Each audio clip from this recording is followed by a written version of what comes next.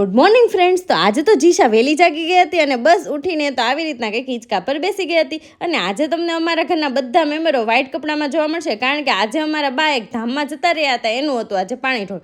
તો બસ ફટાફટ અમે લોકો પહોંચી ગયા ત્યાં, અને બસ ત્યાંથી ઘરે આવ્યા તો ઘણા બધા મહેમાન આવીને બેસી ગયા હતા. અને બસ બધા આમથી તેમ વાતોચીતો કરતા હતા, અને અમારા જીશાબેન આવી રીતના ચેર પર ઊંધા લટકતા હતા. પછી મેં એના માટે બનાવી નાખ્યો હળદરવાળું દૂધ, અને લીમડો હતો તો લીમડાને ધોઈને સૂકવી દીધો હતો. પછી તો હું જઈ આવી એક્સરસાઇઝમાં, ઊભી ખાતી હતી એપલ, અને બસ આ ગ્રીનરીને નિહાળતી હતી.